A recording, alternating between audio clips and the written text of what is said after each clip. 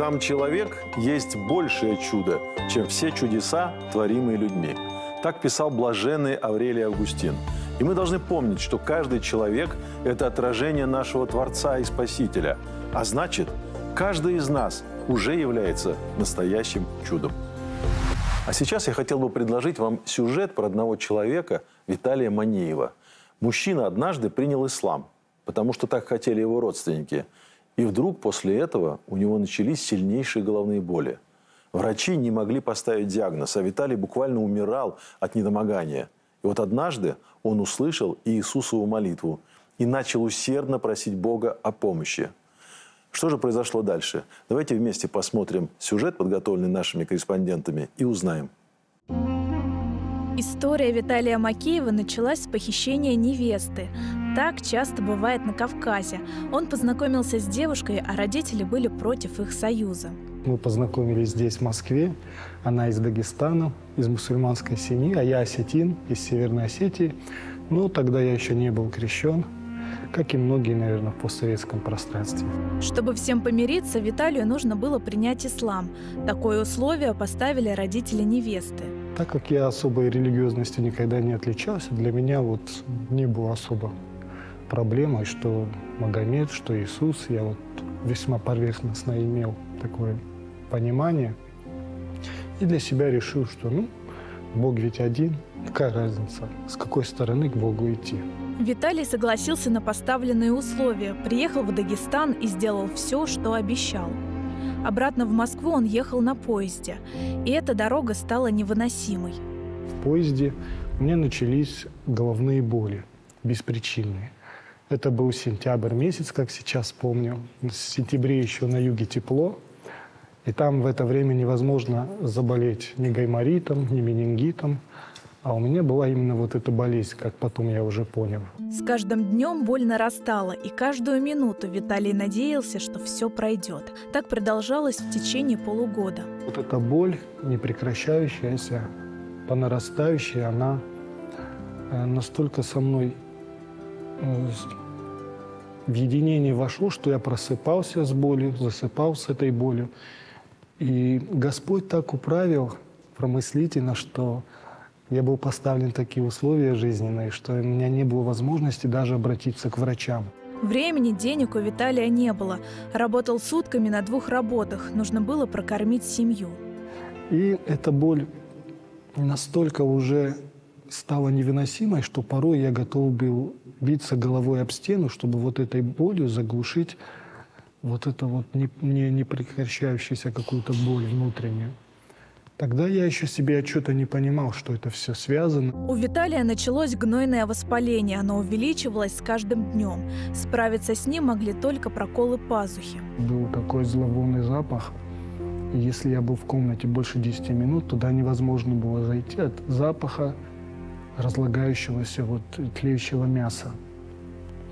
Это вот такой образ, наверное, вразумления Господь подал, что если ты идешь не той дорогой и не туда, то финал вот такой. В муках Виталий спрашивал про себя, за что. Особым грешником тогда себя не считал. Почему-то он вспомнил слова Христа: «Если имеешь веру, то все возможно». Нужно только попросить. И я внутренне сопротивляюсь этим мыслям, как бы вступал в диалог, говорил, что а если я попрошу и ничего не произойдет? Я боюсь вот эти крупицы веры, которые во мне есть. Их совсем-совсем немного. И если не произойдет ничего, как я буду дальше жить? С этой фразы Виталий каждый раз откладывал на потом свою просьбу. На работе в очередную ночную смену он дежурил в супермаркете. Боль наросла настолько, что Виталий взмолился. Было уже невозможно, что перед тем, как вот в этой комнате для отдыха лечь на 2 часа, я уже взмолился тогда и сказал: Господи, я уже не могу, я не вижу выхода. И единственное, что я мог сказать: пожалей меня, Господи, помоги мне. Немножко поплакал и лег спать. Через 2 часа Виталия разбудили. Он чувствовал, что-то изменилось. Сначала подумал, что поменяли музыку в торговом зале. Потом понял, что изменился он сам. И вдруг меня поразила мысль и осознание того, что пропала боль. И отсутствие боли, с которой я настолько свыкся, что она стала частью меня, я воспринял как нехватку чего-то родного. Она настолько со мной срослась. Я даже не сразу понял, я просто был ошарашен, я замер с открытым ртом и не мог поверить. Двери храма открыты всегда, для каждого человека. Виталий об этом знал, но даже после исцеления на тот момент его путь прошел мимо церкви. Проявил такую, наверное, неблагодарность. Несмотря на то, что Господь вот таким явным образом вошел в мою жизнь, были потом большие тоже и малые чудеса. И каждый раз Господь оставлял такой небольшой зазор для меня, для того, чтобы я сделал выбор. После этой истории прошло около 10 лет. В один день у Виталия заболела дочь, воспалились аденоиды. Девочка стала задыхаться. От нехватки кислорода стал плохо работать мозг, моментами плохо слышать. И опять-таки я уперся в стену, в которую вот не мог проломить. Родителям казалось, что девочка умирает на глазах. Спасти ее могла только операция, которая также упиралась в деньги. Их у семьи не было. Идя на работу, Виталий думал, как спасти дочь. Он шел мимо храма и почему-то остановился. Увидел крест, который был ночью подсвечиваем. И я опять попросил, говорю: Господи, вот тогда ж Ты помог мне. Помоги мне, пожалуйста, я не могу, и обратиться особо некому. Я уже всех перебрал, у кого можно было занять, к кому можно было обратиться, и такого человека не находилось. И поэтому, Господи, прошу у Тебя. На следующий день Виталию позвонила знакомая, спросила, как дела. Они не общались уже несколько лет, поэтому он был очень удивлен звонку. И в результате этого разговора она перевела всю необходимую сумму для нашей девочки, для операции. И вот так Господь, когда через людей, когда через обстоятельства, Он вот так подгонял нашу семью в нужном русле. Операция прошла успешно. Девочка быстро пошла на поправку, сейчас ей 6 лет. Так Господь в очередной раз показал свою силу Виталию. Он свидетельствует свою любовь, несмотря на мою неблагодарность, несмотря ни на что. Тогда у меня уже не оставалось выбора. Я пошел в тот самый храм Иоанна Предтечи Краснопресненской, и уже пожилой священник, он крестил меня во имя Отца и Сына и Святаго Духа. И с тех пор началась новая страница в жизни нашей семьи. Чудеса эту семью не покидают. Несколько лет назад у них исцелился сын Руслан от аутизма. Об этом Виталий рассказывал в нашей студии «Простые чудеса».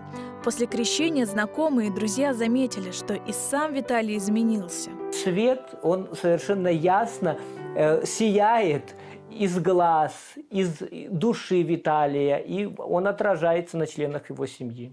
В Священном Писании говорится, что «отдай кровь и прими дух». Вот когда мы отдаем кровь, или пот, или усилие, или когда мы испытываем боль, и через это приходим к Богу, это, конечно, остается навсегда.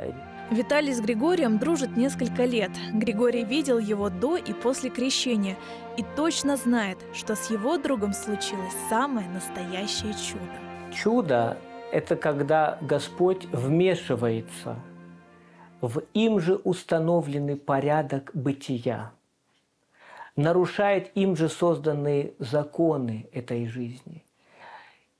Нарушает для чего? Для нашего вразумления, для нашего обращения, для нашего исправления. Как говорится в каноне святого Андрея Критского, когда Бог хочет, тогда побеждается естествочин, то есть нарушается естественное течение жизни. И вот, например, Виталия, его сына, его семьи, вот произошло именно это. Исцеление от головных болей, гайморита, аутизма сына, спасение дочери, воцерковление семьи. Для Виталия и его близких это самые явные чудеса. И пока мы задаем себе вопрос и всему миру, за что, мы, наверное, не получим искомого.